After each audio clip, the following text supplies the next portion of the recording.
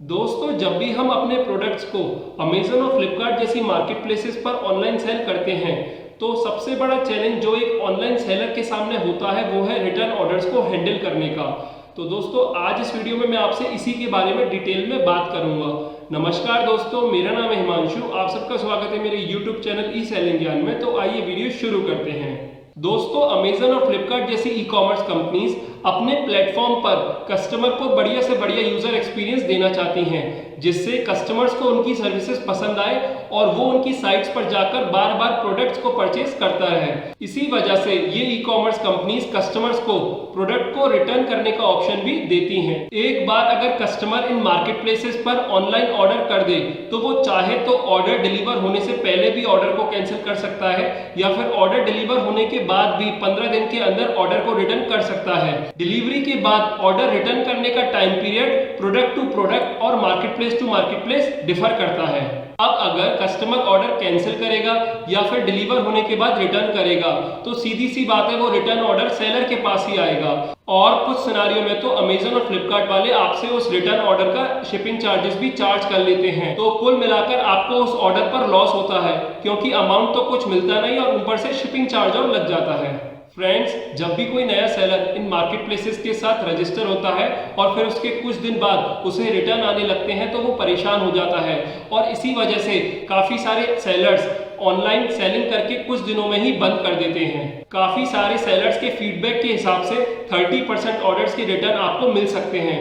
मतलब अगर आप एक महीने में 1000 ऑर्डर प्रोसेस करते हो तो आपको उसमें 300 ऑर्डर्स रिटर्न मिल सकते हैं। ये 30% जस्ट एक आइडिया है।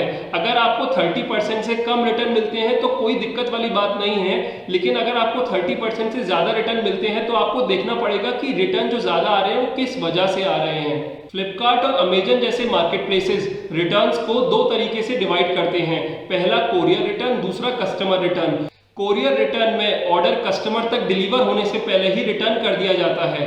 कोरियर रिटर्न के काफी सारे रीजंस हो सकते हैं, जैसे कि कस्टमर ऑर्डर शिपिंग के दौरान ही किसी भी वजह से ऑर्डर को कैंसिल कर दे या फिर कोरियर कंपनी वाले ही किसी भी वजह से कस्टमर तक ऑर्डर डिलीवर ना कर पाए। दोनों ही केसेस में ऑर्डर डिलीवर होने से पहले ही सेलर को रिटर्न कर दिया जाता है और इसे कोरियर रिटर्न कहते हैं। कस्टमर रिटर्न में ऑर्डर कस्टमर को डिलीवर हो जाता है, उसके बाद कस्टमर एक लिमिटेड टाइम पीरियड में उस ऑर्डर को रिटर्न कर सकता है। कोरियर टीम कस्टमर के यहाँ से रिटर्न ऑर्डर पिकअप कर लेती है और वापस सेलर को डिलीवर कर देती है। कभी कभी सेलर्स को रिटर्न प्रोडक्ट डैमेज होकर मिलता है। इस केस में सेलर्स इन मार्केट प्लेसेस पर उस रिटर्न डैमेज प्रोडक्ट के लिए क्लेम कर सकते हैं।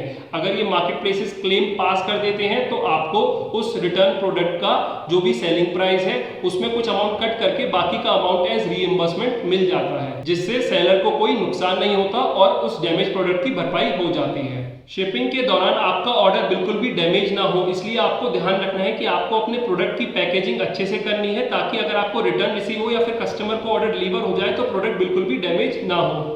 तो फ्रेंड्स, ऑनलाइन सेलिंग करते वक्त आपको रिटर्न को लेकर काफी सावधान रहना है और जब भी आपको रिटर्न रिसीव हो तो आपको उसकी ऑर्डर आईडी नोट कर लेनी है, ताकि जब आपको पेमेंट मिले तो आप उसको ऑर्डर वाइज अच्छे से एडजस्ट कर लें। बाकी आगे आने वाले वीडियोस में मैं आपको सिस्टम पर ले जाकर समझाऊंगा कि आपको रिटर्न को कैसे मैनेज करना है।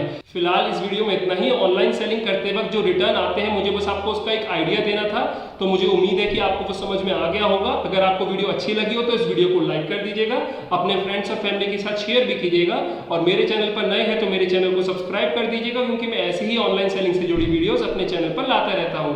फिलहाल के लिए मैं चलता हूँ। Thank you.